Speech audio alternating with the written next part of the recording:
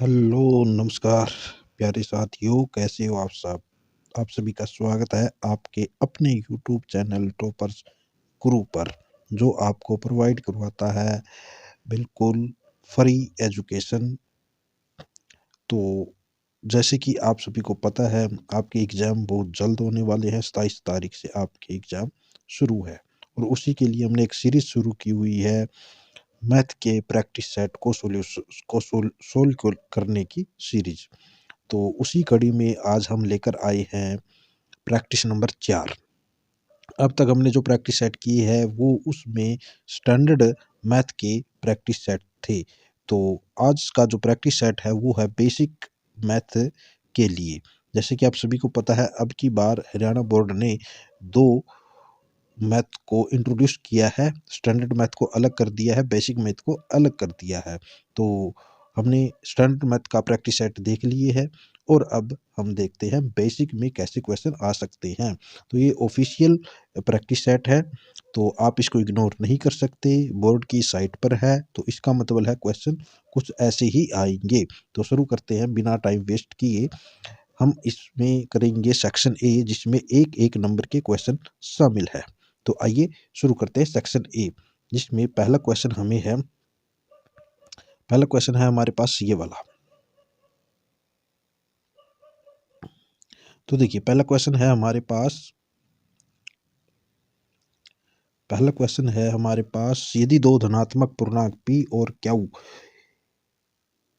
p बराबर, हमें p पूर्णांक दिए है, धनात्मक है, a square a b square, okay, और q एक दूसरा पूर्णांक हमें दिया है a क्यूब b, ओके। तो अब हमें बताना है इनका एलसीएम क्या होगा। तो प्यारे दोस्तों, एलसीएम इन दोनों का निकालना है। तो एलसीएम निकालना आप बहुत अच्छी तरह से सीख चुके होंगे, जो कि हमारा चैप्टर नंबर 1 है, ओके, उसकी एक्सरसाइज में, ठीक। तो अब देखिए, एलसीएम निकालते हैं। तो एलसीएम निकालने के लिए हम क्या देखते हैं, जो कॉमन फैक्टर है उसकी सबसे बड़ी पावर देखते हैं, ओके। तो यहाँ पर कॉमन फैक्टर कौन है, ए की सबसे बड़ी पावर कौन है, ए की 3, ओके। और यहाँ पर कॉमन बी भी कॉमन है, तो इसकी सबसे बड़ी पावर क्या है, बी स्क्वेयर, ओके। तो ये हमारे पास क्या हो गया, एलसीएम हो गया ए का क्यूब बी स्क्वेयर, यानी कि ऑप्शन नंबर सी हमारा बिल्कुल राइट आंसर हो चुका है, ओके। तो नेक्स्ट क्वेश्चन पर चलते हैं। नेक्स्ट क्वेश्चन है हमारे पास क्वेश्चन नंबर 2। यदि एलसीएम 91 और 26 का 182 है, तो देखिए हमें एलसीएम दिया है 182, ओके। तो हमें एचसीएफ निकालना है। हमें क्या निकालना है, इनका एचसीएफ निकालना है। तो एचसीएफ निकालने के लिए हमें क्या पता होना चाहिए। अब देखिए, ये जो एलसीएम है ये है 26 और 91 का, ओके। तो यहाँ से हम एचसीएफ निकाल सकते हैं, बड़ी आसानी से निकाल सकते हैं, ए आएगा। लेकिन इस क्वेश्चन को सोल्व कैसे करना है, तो हमें पता है दो संख्याओं का, मान लीजिए जो दो संख्याएं होती है, ठीक है, दो संख्याओं का जो गुणनफल होता है, ठीक है, गुणनफल जो होता है वो बराबर होता है उनके एलसीएम और एचसीएफ के गुणनफल के बराबर, ओके। तो दो संख्या हमारे पास 26 और 91, इन दोनों का गुणनफल बराबर होगा एलसीएम 182 गुणा में एचसीएफ। हमें निकालना है एचसीएफ। तो हम क्या करेंगे, 182 को यहाँ पर ट्रांसफर करेंगे। जैसे ही बराबर के निशान से इस साइड को देगा, तो ये यहाँ पर मल्टीप्लाई में है, तो यहाँ पर क्या हो जाएगा, ये डिवाइड में हो जाएगा, ओके। यहाँ से ये हटकर क्या हो जाएगा, डिवाइड में हो जाएगा। अब इसको हम क्या करते हैं, कैंसिल आउट करते हैं। तो देखिए 91 दूनी क्या होते हैं, 182, और 182 दो पर कट करने के बाद ये दो दो आया है, ये 26 को संभालेगा 13 नंबर पर, ओके। तो यहाँ से एचसीएफ हमारा बिल्कुल आसानी से आ गया नंबर 13, यानी कि ऑप्शन हमारा ए बिल्कुल राइट आंसर हो जाएगा, ओके। तो नेक्स्ट क्वेश्चन पर चलते हैं। नेक्स्ट क्वेश्चन है हमारे पास, निम्न में से कौन सी अपरिमेय संख्या नहीं है, अपरिमेय संख्या नहीं है पूछा है। तो ए हमारे पास क्या है, 2, √2, एक है हमारे पास √3, और एक है हमारे पास √4, और एक है √5। इनमें से बताना कौन सी अपरिमेय नहीं है। इसका मतलब ती, तीन अपरिमेय है और एक अपरिमेय नहीं है। दो एक अपरिमेय संख्या होती है, ओके, और ये भी अपरिमेय होती है, लेकिन अगर हम 4 को देखते हैं तो 4 को हम क्या लिख सकते हैं, 2 का स्क्वायर लिख सकते हैं और स्क्वायर के साथ ये रूट कैंसिल हो जाएगा तो बचा 2। तो इसका मतलब 2 हमारे पास क्या होती है, हमारी परिमेय संख्या होती है। तो यही हमारी अपरिमेय संख्या नहीं है। तो ऑप्शन नंबर सी हमारा हमारा बिल्कुल राइट आंसर हो जाएगा। ओके, तो नेक्स्ट क्वेश्चन पर चलते हैं। जो नेक्स्ट क्वेश्चन हमारा है वो है नेक्स्ट पेज पर। तो यहाँ पर है हमारे पास बिल्कुल राइट आंसर। अगला क्वेश्चन है हमारे पास, देखिए ये रहा। देखिए हमारे पास क्या बोला है, यदि ए अल्फा और beta 5x² minus x plus 4 के शून्यक है तो अल्फा बीटा बताना है। यानी कि हमें क्या बताना है, अल्फा बीटा। यहाँ से क्या मतलब हो गया, भी शून्यकों का हमें क्या बताना है, गुणनफल बताना है। क्या बताना है, गुणनफल बताना है शून्यकों का। और उसका हमें पता है किसकी इक्वल होता है, c बटा a की इक्वल होता है। तो c हमारे पास क्या है, c है हमारे पास 4 बट a हमारे पास 5 है। तो 4/5 इसका बिल्कुल राइट आंसर होगा ऑप्शन नंबर बी। ओके, तो नेक्स्ट क्वेश्चन पर चलते हैं। तो नेक्स्ट क्वेश्चन है हमारे पास क्वेश्चन नंबर 5। क्वेश्चन नंबर 5 में हमें क्या बोला है, निम्न में से किस समीकरण का मूल 2 है। तो देखिए निम्न में से किसका मूल 2 होगा। ओके, तो इसके लिए हमें क्या करना है, देखिए मूल क्या मतलब क्या है, मूल का मतलब हमारे पास x की वैल्यू क्या है, x की वैल्यू क्या है हमारे पास 2 है। तो हमारे पास 4 ऑप्शन है। इस 4 जो ऑप्शन दे रखी है इसको हम क्या करेंगे, सभी में डालकर देखेंगे। जैसे मैं डालकर दिखाता हूँ। हम लेते हैं option number A. Option number A है हमारे पास x² माइनस 4x प्लस 5 बराबर 0। इसमें हम क्या करते हैं, x की वैल्यू रखते हैं। देखिए यहाँ पर x की वैल्यू रखते हैं, यहाँ पर हमने x की वैल्यू रखी यानी कि 2 का स्क्वायर हो गया माइनस 4, यहाँ पर 2 प्लस 5 इज इक्वल टू 0। तो 2 का स्क्वायर क्या होगा, 4, यहाँ पर होगा 4 दूनी 8।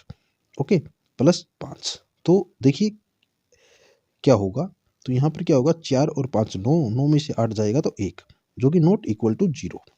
यानी कि ये हमारा ऑप्शन नहीं होगा। ऑप्शन वो होगा जिसमें x की वैल्यू रखने से ये किसकी इक्वल आ जाए, 0 के इक्वल आ जाए। ओके, तो ए ऑप्शन हमारा बिल्कुल भी नहीं हो सकता। तो इसी तरह से हम क्या करेंगे, ऑप्शन बी में चेक करेंगे।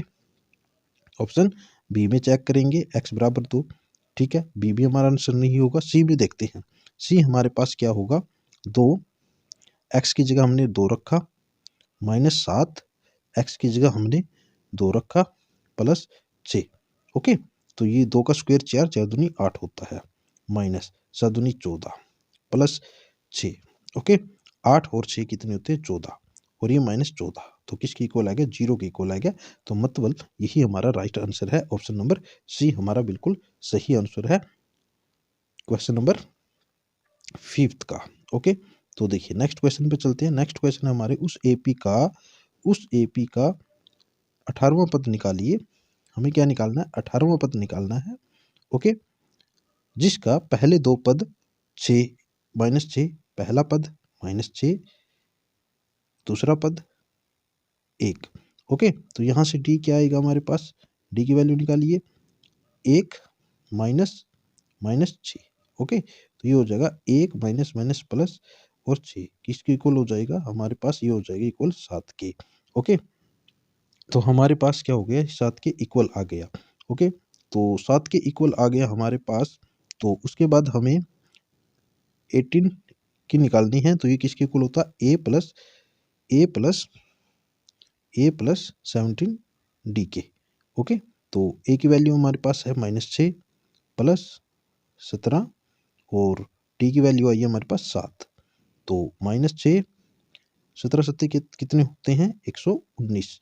119 में से 6 जाएंगे तो बचेंगे हमारे पास 113। तो इसका ऑप्शन ए बिल्कुल राइट आंसर हो जाएगा। ओके, तो नेक्स्ट क्वेश्चन पे चलते हैं। नेक्स्ट क्वेश्चन है हमारे पास क्वेश्चन नंबर 7। क्वेश्चन नंबर 7 में हमें क्या बोला है, बिंदु P 2 और 3 इसकी मूल बिंदु से दूरी निकालनी है। अब देखिए मूल बिंदु क्या होता है, तो आप सभी को पता है मूल बिंदु के जो निर्देशांक होते हैं वो क्या होते हैं, 0 0 होते हैं। ओके, तो इसका मतलब हमने इन दोनों के बीच की दूरी निकालनी है। तो इसकी दूरी निकालने के लिए हम क्या करेंगे, बड़ा ही आसान तरीका है। तो दूरी सूत्र लगाएंगे। दूरी सूत्र में क्या होता है, एक्स में से एक्स घटाइए। देखिए दूरी सूत्र क्या होता है, मैं दूरी सूत्र लिख देता हूँ आपके लिए। तो दूरी सूत्र ये होता है x square x2 minus x1 का होल स्क्वेयर माइनस y2 यहाँ पर प्लस y2 माइनस y1 का होल स्क्वेयर। ओके, और ये स्क्वेयर और अंडर रूट, ये होता है दूरी सूत्र। तो यहाँ पर रख दीजिए, बस क्वेश्चन हो जाएगा। तो ये हो गया हमारे पास 0 माइनस 2। ओके, और इसी तरह से 0 माइनस 3। ओके, तो यहाँ से देखिए, यहाँ से क्या बचेगा, अंडर रूट है ये, तो यहाँ पर से 0 में से 2 जाएगा तो 2 बचेगा, 2 का -2 बचेगा, -2 का स्क्वायर 4, और यहाँ पर -3 बचेगा, -3 का स्क्वायर होता है 9। 9 और 4 कितने होते हैं, 13। ओके, तो अंडर रूट 13 इसका बिल्कुल राइट आंसर होगा, बी हमारा ऑप्शन बिल्कुल सही होगा। तो चलिए नेक्स्ट क्वेश्चन पे चलते हैं। नेक्स्ट क्वेश्चन है हमारे पास क्वेश्चन नंबर 18। आकृति D E parallel to B C, फिर ई सी बताना है अपने। तो देखिए यहाँ पर जो क्वेश्चन सोल्व होगा वो होगा बीपीटी से। क्या होगा, बीपीटी से। आपने चैप्टर नंबर 6 में बड़ी अच्छी तरह से बीपीटी के बारे में पढ़ा होगा, बेसिक प्रोपोर्शनल थ्योरम। ओके, तो इसमें क्या बोलता है, इसमें बोलता है अगर किसी ट्रायंगल में एक जो साइड किसी साइड के पैरेलल है, समांतर है, तो बाकी दो को ये क्या करेगी, इक्वल रेशो में डिवाइड करेगी। तो यहाँ से बीपीटी से हमारे पास क्या हो जाएगा, बाय बीपीटी इस ट्रायंगल के अंदर लगाएंगे तो A D upon D B is equal to A E upon E C. तो इसमें वैल्यू पुट कर दीजिए। ए डी हमारे पास 1.5 दी है, और बी डी हमें दी है 3, ए ई हमें 1 दी है, तो ई सी की वैल्यू निकालनी है। तो ये यहाँ से कट हो जाएगा 2 पर। ओके, 2 और इसकी क्रॉस मल्टीप्लाई करेंगे तो ई सी हमारे पास आ जाएगा 2। ओके, तो यहाँ से बी आंसर बिल्कुल राइट होगा। ओके, तो नेक्स्ट क्वेश्चन है हमारे पास क्वेश्चन नंबर 9। क्वेश्चन नंबर 9 देखिए बड़ा ही अच्छा सवाल है। इसमें दो चैप्टर को मिक्स करके क्वेश्चन पूछा गया है। तो देखिए ये पूछा है हमें, यहाँ पर ये हमारे पास एक सर्कल है, इसमें ये सेंटर है, यहाँ से एक सेंटर से एक दूरी दी है, ओके, ए पॉइंट की, और यहाँ से स्पर्श रेखा इसके ऊपर डाली गई है। और अब स्पर्श रेखा और इस यहाँ से एंगल हमें दिया है 30 डिग्री। ओके, और हमें बोला है ओ ए हमें दिया है 6 सेंटीमीटर, और हमें वृत्त की त्रिज्या पूछी गई है। तो देखिए वृत्त की त्रिज्या यहाँ से क्या होती है, लंब होती है। ये पता है हमें 90 डिग्री का एंगल बन गया, और 90 डिग्री का एंगल बन गया तो ये बन गई हमारे पास एक समकोण त्रिभुज, और यहाँ पर एंगल दिया है ये। तो याद कीजिए चैप्टर नंबर 8 और चैप्टर नंबर 9, जिसमें हमें एक एंगल दिया होता है और दूसरी साइड हम निकाल सकते हैं। ओके, समकोण त्रिभुज में तो इसमें क्या लगेगी, ट्रिग्नोमेट्री लगेगी। क्या लिखेगी, ट्रिग्नोमेट्री का यूज करके हम इसको क्वेश्चन को सोल्व करेंगे। तो ये क्वेश्चन स्पर्श रेखा वाला चैप्टर और जो ट्रिग्नोमेट्री वाले चैप्टर है उनको मिक्स करके क्वेश्चन हमसे पूछा है। तो देखिए हमें क्या करना है, यहाँ पर फॉर्मूला लगाएंगे हम, क्या निकालना है, लंब निकालना है। कर्ण हमें दिया है और एंगल दिया है 30, तो यहाँ पर लंब बटे कर्ण, यहाँ पर कोई नाम रख दे, बी है ये, तो यहाँ पर लंब यानी कि ओ बी बटा कर्ण, कर्ण है हमारे पास ओ ए। ठीक है, ये फॉर्मूला जो होता है ये किसका होता है, कोस का। ओके, कोस थीटा का, और थीटा क्या है हमारे पास 30 डिग्री है। ओके, तो यहाँ से हमारे पास पता चला हमें जो ओ बी हमें निकालनी है। ठीक है, तो यहाँ से हमें ओ बी तो निकालनी है, ए बी की वैल्यू पुट कर दीजिए, ओ ए की वैल्यू पुट कर दीजिए 6, और कोस 30 की जो वैल्यू होती है वो क्या होती है, जल्दी से कमेंट करो, 1/2। ओके, तो इसको इस साइड लाएंगे तो ये हो जाएगा हमारे पास O B is equal to 6/2। Okay, यहाँ से ये कट जाएगा 3 पर। ओके, ओ बी की वैल्यू आ जाएगी 3। 3 बिल्कुल राइट आंसर होगा हमारे पास ए। ओके, तो इस तरह से ये क्वेश्चन नंबर 9 था, आपको करना था। ओके, चलते हैं नेक्स्ट क्वेश्चन पर। नेक्स्ट क्वेश्चन है हमारे पास क्वेश्चन नंबर 10। क्वेश्चन नंबर 10 में हमें क्या बोला है, 3 सेंटीमीटर त्रिज्या वाले वृत्त के केंद्र से 5 सेंटीमीटर दूरी पर स्थित एक बिंदु ए से स्पर्श रेखा की लंबाई x सेंटीमीटर है तो x का मान निकालिए। तो देखिए ये इसमें एक सर्कल है जिसकी त्रिज्या हमारे पास क्या है, एक सर्कल है हमारे पास इस तरह से, ओके, तो जिसकी त्रिज्या है हमारे पास 3 सेंटीमीटर, ओके, ये 3 सेंटीमीटर है। यहाँ से वृत्त के केंद्र से 5 सेंटीमीटर दूर, तो यहाँ से कोई 5 सेंटीमीटर दूर कोई बिंदु है, यहाँ से ए से एक स्पर्श रेखा यहाँ पर खींची गई है, ओके, तो ये स्पर्श रेखा यहाँ पर खींची गई है। तो यहाँ से स्पर्श रेखा की जो लंबाई है वो है हमारे पास x, तो हमें क्या बताना है, ये 5 है, तो हमें बताना है x का मान। तो इसमें इसमें क्या करेंगे हम, ये हमें पता है ये क्या होती है, लंब होते हैं, तो समकोण त्रिभुज बन गया। समकोण त्रिभुज में हम क्या करते हैं, पाइथागोरस का यूज करते हैं। क्या करते हैं, पाइथागोरस का यूज करते हैं। तो पाइथागोरस से हमारे पास क्या मिलेगा, देखिए पाइथागोरस प्रमेय से क्या होगा, तो ये हमारे पास कर्ण होता है, ये लंब होता है, ये आधार होता है, मतलब हमें आधार की वैल्यू निकालनी है। तो क्या हो जाएगा, देखिए जो पाइथागोरस प्रमेय वो बोलता है कर्ण का स्क्वायर इज इक्वल टू लंब का स्क्वायर प्लस आधार का स्क्वायर। हमें आधार निकालना है तो लंब को हम क्या करेंगे, कर्ण के स्क्वायर में से माइनस कर देंगे। तो कर्ण का स्क्वायर हो गया ये वाला और लंब का स्क्वायर हो गया 3। ओके, ये पाइथागोरस से आया है, ये एक्स स्क्वायर की वैल्यू आ जाएगी हमारे पास। ओके, इसको सोल्व करेंगे, इसको सोल्व करेंगे तो ये हो जाएगा हमारे पास 25, 25 माइनस 9, ओके, तो कितना बचेगा, 16 बचेगा एक्स स्क्वायर, और इसका स्क्वायर हटा के इसके अंडर रूट कर देते हैं तो ये बचेगा 16, ओके, तो और 16 अंडर रूट क्या होता है 4, ओके, तो यहाँ से जो स्पर्श रेखा की लंबाई है एक्स की वैल्यू है वो कितनी आ जाएगी, 4 आ जाएगी। ओके, तो इस तरह से आपको क्वेश्चन नंबर 10 करना था, इसका राइट आंसर होगा बिल्कुल 4, ओके, तो यहाँ से 4 इसका आंसर आ जाएगा, 4 सेंटीमीटर, ओके, सेंटीमीटर लगाना बिल्कुल भी नहीं भूलना है, ओके। तो नेक्स्ट क्वेश्चन हमारे पास, वृत्त को दो बिंदुओं में प्रतिच्छेद करने वाली रेखा को क्या बोलेंगे, छेदक रेखा बोलेंगे। देखिए ये सर्कल है, इस सर्कल को दो बिंदुओं पर प्रतिच्छेद करने वाली, जैसे एक बिंदु ये हो गया, एक बिंदु ये हो गया, अगर इसमें कोई रेखा है जो प्रतिच्छेद करेगी इस तरह से, तो ये इसको आर पार हो जाएगी तो इसको बोलेंगे छेदक। ये भी इसमें से छेद करके गई है, ओके, छेद करने वाली रेखा क्या होती है, छेदक कहलाती है। और एक बिंदु पर प्रतिच्छेद करने वाली क्या कहलाएगी, स्पर्श रेखा कहलाएगी। अब आपको कमेंट करना है एक वृत्त की कितनी समांतर स्पर्श रेखा हो सकती है, पैरेलल टेंजेंट्स कितनी हो सकती है, जल्दी से कमेंट कीजिए। तो क्वेश्चन नंबर 12, क्वेश्चन नंबर 12 में क्या बोला है, जैसे जैसे थीटा का मान बढ़ता है साइन थीटा का भी मान बढ़ता है, तो ये बात सत्य है या असत्य है। तो बिल्कुल 16 आने सत्य है, इसको कोई झूठ नहीं भूल सकता, क्योंकि आप देखोगे साइन जीरो की वैल्यू क्या होती है, जीरो होती है। साइन 0 डिग्री की वैल्यू क्या होती है, जीरो होती है। और जैसे जैसे ये बढ़ती जाएगी तो साइन 90 तक पहुंचते पहुंचते इसकी वैल्यू कितनी हो जाएगी, 1 हो जाएगी। तो यहाँ से 0 से 1 तक का सफर मतलब वृद्धि होती है, जो कि बात बिल्कुल 16 ने सत्य है। तो नेक्स्ट क्वेश्चन देखिए, नेक्स्ट क्वेश्चन है हमारे पास 1 plus ten square, 1 plus ten square theta बटा 1 प्लस कोट स्क्वेयर थीटा।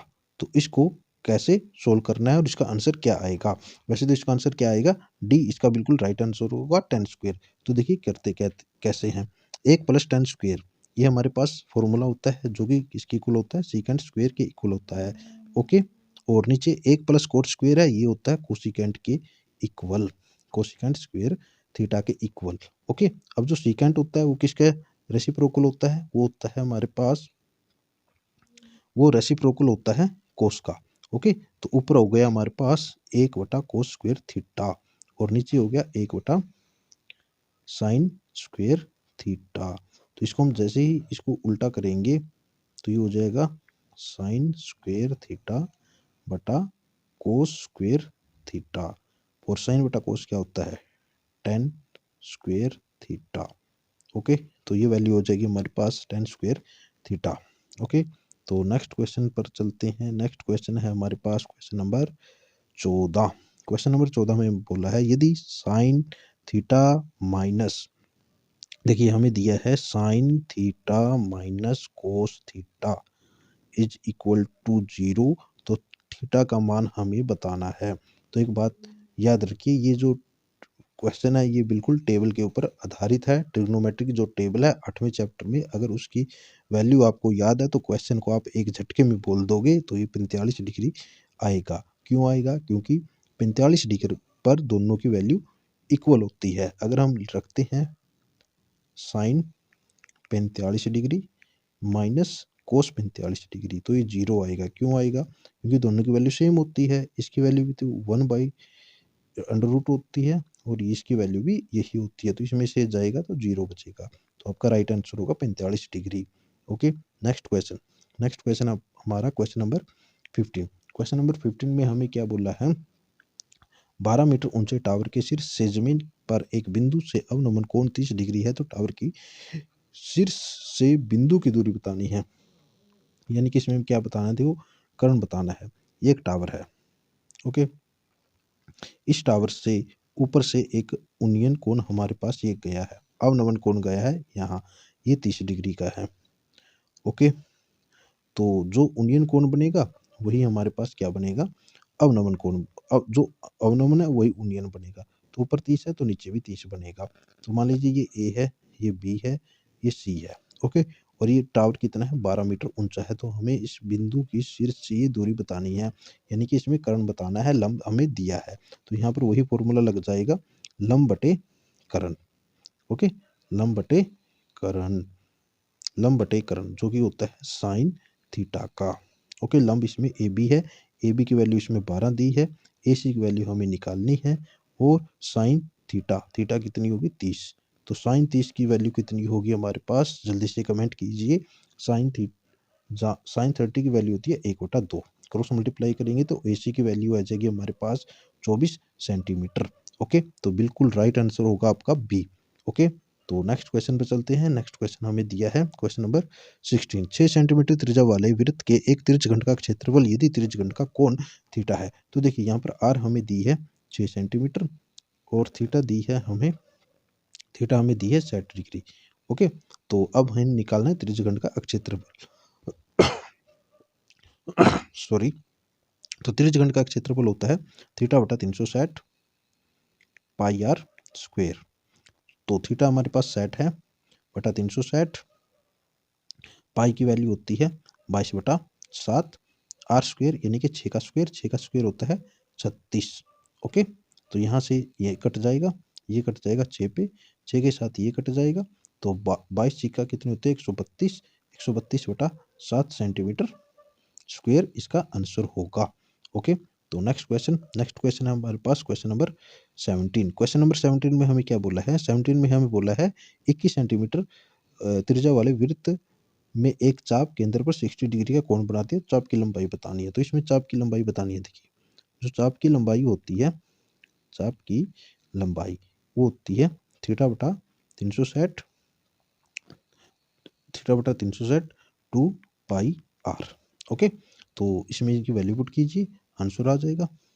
तो थीटा हमें दी है 60/360, 2 पाई की वैल्यू 22/7, आर है हमारे पास 21। ओके, यहाँ से 6 पे कटेगा, ये यहाँ से 3 पर कटेगा, 3 के साथ ये 6 कटेगा, 2 पर, 2 के 2 कटेगा, तो आपका आंसर मिलेगा आपको 22 सेंटीमीटर। ओके, तो नेक्स्ट क्वेश्चन हमारे पास पासे के जोड़े को फेंकने पर दो संख्याएं प्राप्त होने की प्रायिकता निकालनी है। तो देखिए, जब भी दो पासों को आप फेंकोगे तो वहां पर आपको कुल जो परिणाम मिलेंगे या आपको लेने हैं वो लेने हैं 36। ओके, उसके बाद दो पासों को फेंकोगे तो दो संख्याएं मिलेगी, एक पासे पर ये, एक पासे पर ये, तो उनका योग 10 होने की प्रायिकता बतानी है। तो देखिए 10 कैसे बनेंगे? यदि दोनों पर 5 आ जाए, या एक पर 4 आए, 6 आ जाए दूसरे पर, या एक पर 6 आ जाए दूसरे पर 4 आ जाए। ओके, तो ये 3 पॉसिबिलिटी बनती है 10 योग होने की। ओके, तो अनुकूल परिणाम हमारे पास कितने हो गए? 3 हो गए। तो इसकी प्रायिकता क्या होगी? 3/36, यानी कि 1/12 इसका आंसर आ जाएगा कट करके। ओके, तो इस तरह से आपको जो आपका जो आंसर है ऑप्शन नंबर सी आपका बिल्कुल राइट आंसर है। तो चलिए नेक्स्ट क्वेश्चन पर चलते हैं। नेक्स्ट क्वेश्चन हमारा अभिकथन और तर्क वाला है। ओके, तो यहाँ पर हमें क्या दिया है? दो गोलों का आयतन दिया है 27:8 और उनका पृष्ठीय क्षेत्रफल दिया है 3:2। तो इसमें बताना है क्या आंसर होगा। देखिए, और इसका जो रीजन दिया है इसमें फॉर्मूले रखे हैं। देखिए, ये रीजन तो बिल्कुल सही है, आयतन ये गोला का पृष्ठीय क्षेत्रफल यही होता है हमारे पास, ठीक है। उसके बाद हमें क्या करना है, बस ये चेक करना है भी ये कथन सही है या नहीं है। तो देखिए दो गोलों का अनुपात दिया है आयतन का, तो फॉर्मूला लिखिए 4/3 पाई आर क्यूब। ओके, ये पहले का हो गया, और ये 4/3 पाई आर 2 का क्यूब। और ये कितना दिया है हमें, ये दिया है हमें 27/8। ओके, यहाँ से हम आर की वैल्यू निकाल लेंगे, ये कट गया, तो यहाँ से हमें R1/R2 की वैल्यू आ गई हमारे पास 3/2, क्योंकि ये हमारे पास इसका क्यूब है तो इसका क्यूब रूट हो जाएगा। ओके, 27 3 का क्यूब होता है 2, 8 का क्यूब होता है, यानी कि हमें R1/R2 3/2 मिल गई। ओके, ये मिल गई हमें ये वाली। ओके, इसी को हम क्या करते हैं फिर आगे रख के देखते हैं इनके पृष्ठीय क्षेत्रफल में। तो पृष्ठीय क्षेत्रफल हमें बोलता है 4 पाई R1 का स्क्वायर अपॉन 4 पाई R2 का स्क्वायर। ओके, जो कि हमें दिया है 3/2, तो 3/2 हमें आना चाहिए। ओके, ये यहाँ से कट जाएगा। ओके, तो R1 और R2 की वैल्यू क्या आएगी, देखिए यहाँ से अगर हम R1 और R2 की वैल्यू निकालते हैं तो देखिए R1/R2, तो ये स्क्वायर है तो इसका अंडर रूट हो जाएगा। तो यहाँ से हमें वैल्यू जो मिल रही है R1 और R2 की अंडर रूट में मिल रही है, और जो ऊपर जो वैल्यू मिली थी हमें ये 3/2 मिली थी। तो इसका मतलब कहीं ना कहीं गड़बड़ है, तो ये हमारा जो कथन ए है वो बिल्कुल गलत है। ओके, तो ऐसा ऑप्शन छांटिए जिसमें आर सही हो और ए गलत हो, तो ये ऑप्शन नंबर डी आपका बिल्कुल सही आंसर हो जाएगा। कथन ए गलत है परंतु आर बिल्कुल सही है। तो इसी तरह से आपको क्वेश्चन नंबर 20 को सोल्व आउट करना है। तो देखिए क्वेश्चन नंबर जो 20 है नहीं, उसमें बोला यदि बारंबारता का बंटन बहुलक क्रमशः ये है तो इसका माध्य क्या होगा, और तर्क दिया है ये वाला बहुलक इज इक्वल टू 3 माध्यक माइनस 2 माध्य। ओके, तो देखिए आर बिल्कुल इसमें बिल्कुल सही है। ये फॉर्मूला होता है हमारे पास, इन तीनों में संबंध होता है। संबंध क्या होता है, ये जो बहुलक होता है, बहुलक बहुलक इज इक्वल टू 3 माध्यक माध्यक माइनस 2 माध्य होता है। ओके, 2 माध्य होता है, ये इन तीनों में संबंध होता है जो कि आपके क्वेश्चन में दिया है। इसके आधार पर हमें ये चेक करना है ये सही है या नहीं सही है। तो देखिए बहुलक हमें 150 दिया है इज इक्वल टू 3, माध्यक हमें दिया है, एक मिनट उल्टा लिख दिया, इसमें क्या बोला है, एक मिनट इसको साफ करते हैं। देखिए अब देखिए, अब यहाँ पर हमें क्या दिया, देखिए माध्यक और बहुलक हमें 150 154 दिया, यानी कि बहुलक हमें दिया है 154। ओके, और माध्यक दिया है 150, यानी कि 3 माध्यक हो गया माइनस 2, और माध्य दिया है 148। इसको सोल्व करके देखिए क्या ये 154 आता है या नहीं आता है। तो देखिए इन दोनों की मल्टीप्लाई हो गई 450। ओके, यहाँ से हो गया 8 दूनी 16, 28 और 1 29। ओके, 450 में से जब हम 296 को माइनस करेंगे तो ये 154 ही आएगा, 154 ही आएगा। मतलब दोनों सही है, कथन भी और तर्क भी। ओके, तो यहाँ से हमारा ऑप्शन ए बिल्कुल राइट आंसर हो जाएगा, जिसमें होता है अभी कथन ए और आर दोनों सही है और ये इसकी सही वाक्य है। ओके, तो इस तरह से हमारा सेक्शन ए कंप्लीट होता है। सेक्शन ए बिल्कुल कंप्लीट होता है, जिसमें हमने देखे हैं एक एक नंबर वाले क्वेश्चन पेपर नंबर 4 के बेसिक मैथ के। ओके, बेसिक मैथ का ये एक प्रैक्टिस सेट था जो हमने आज सोल्व किया है। ओके, तो नेक्स्ट वीडियो में इसको हम ट्राई करेंगे सेक्शन बी और सी को सोल्व करने की। ओके, आई होप आपको ये वीडियो अच्छी लगी होगी, आपको ये क्वेश्चन अच्छी तरह समझ में आए होंगे। अगर फिर भी कोई डाउट है, कोई दिक्कत है, तो हमें कमेंट कीजिए, और चैनल को सब्सक्राइब करना बिल्कुल भी ना भूलें, और अपने दोस्तों के साथ शेयर कीजिए। वीडियो को लाइक कीजिए, शेयर कीजिए, चैनल को सब्सक्राइब करके बेल आइकन को प्रेस कीजिए। और आपको नेक्स्ट वीडियो किस टॉपिक पे चाहिए, किस तरह से आपको वीडियो चाहिए, कुछ भी चाहिए आपको सजेशन, अगर आपको सजेशन भी देना, सुझाव भी देना है, वो भी कमेंट कीजिए। टॉपिक पे वीडियो चाहिए वो भी कमेंट कीजिए। ओके, तो मिलते हैं नेक्स्ट वीडियो में। आप सभी का बहुत धन्यवाद जो आपने अभी तक यहाँ तक की वीडियो देखी। थैंक यू, मिलते हैं नेक्स्ट वीडियो में नेक्स्ट टॉपिक के साथ।